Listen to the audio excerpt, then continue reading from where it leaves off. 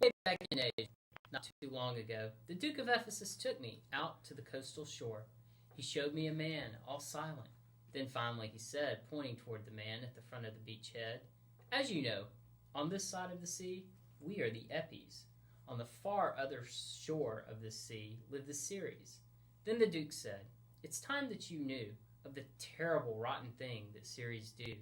Every Ceres person in every Ceres place, every Ceres slaps his servant straight to his face. But we Epes, as you know, whenever we eat our green eggs and ham, whenever there's a wrong to right, we like an insult slam. That's the right, non-violent, passive-aggressive way." The Duke nodded towards the seas. "So you can't trust a Ceres who slaps haphazardly. Every Ceres must be kept at arm's length. They are tricky underneath. Listen to this wisdom I bequeath. Some 20 years ago, things weren't as clear. In those days of yore, the sea was open and wide, and I could trade with a Ceres without a thing to hide. If he dared come in slap range, I'd loudly proclaim in my very best snarky voice, 'See you later, Ceres, you are so lame.' For a while that worked great. All the Ceres traded far away, and our land was grand. Then, one terribly strange day, a very old man by the name of Aegean snuck into Epi as a Ceres being. Such a thing was very taboo, so I looked to the law for what to do. I said to Aegean, 'If you only knew, this thing that you did not need to do. And now you must die, making me the bad guy.'" Aegean said, "I could care less. My life's been a mess. Can you guess? No, just let me confess."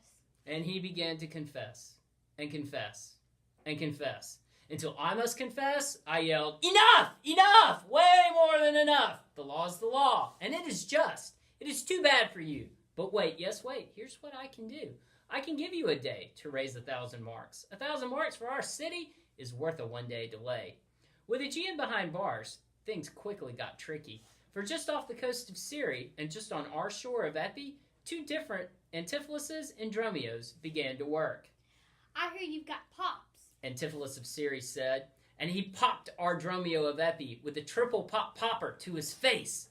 Such a disgrace had never before been seen in our land of Epi, but my Antipholus in Epi knew just what to do. "It's my latest invention," he said with glee.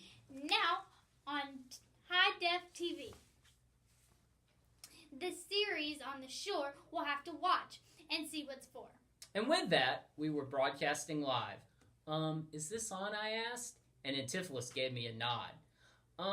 Ceres are like my shoe, but their faces not so like kept, for they sweat, and they sweat, and they sweat, and they sweat. Why, men may go over shoes in the grime of it all. "Oh." I could hear well on my shore as the insult stung. "Yeah, take that," I yelled, as the "Ooh. rung some more. Your insults don't scare me," said Antipholus of Ceres. "For in one hand, lo, look how I can slap. I can slap your Dromio back and back, and here and there, but that's not all I can do. Oh no. Why, with my other hand, look, what's this? It's a chain. With this chain, all the girls would jump on the Antipholus of Ceres train." Sad to say, it seemed true, for our very own Lucy said, "Never in my life have boys in Epi moved me like Antipholus of Ceres can do." "Oh, get a grip," I stressed. "That guy looks like your brother-in-law, so you liking him is sort of like incest." I turned to my team of speechwriters, told them to give it a go, to prepare me some good material on Ceres, so the insults would flow. They brought me a script very quick, for good insults were within their dominion. I went back on the air with a cry, "See here, you Ceres minions! You are ungentle, foolish, and crooked, blunt, unkind, and deformed." Antipholus of Ceres said, "Why, that's not so. See here with your courtesan, a fine lady with a good eye for a chain. And here I have your Dromio, whom I will slap till he's insane." Just then Dromio of Epi appeared. "Where have you been?" I asked. "Running from a woman, I was greatly afeared." Afeared. "Why, this woman, she called me her man, but I knew her not, and trust me, there was a lot not to know, for she fatter than fatter than fatter and... Well, I asked how fat was she? Dromio said, Well, she was more like a sphere. Gracious, that is quite queer. I know, but I can tell out countries quite clear. And so I began to ask, pray tell, where was Scotland? Where was France? Oh, sir, I do not stoop so low for a glance, but the Americas were on her face, all poked up. You never want to go past first base. We probably could have continued that slapstick for a midsummer and beyond. But the other Dromios spoke up and said, Tis, it is so very wrong of a you body to shame. True, you could use her body as flame. That would burn off a Poland winter, but there's so much else of her to love. I wish you'd reconsider. And then we thought, hey, wait, aren't Dromios married? Something isn't quite straight. It seemed in our confusion we had swapped the servants in an optical illusion.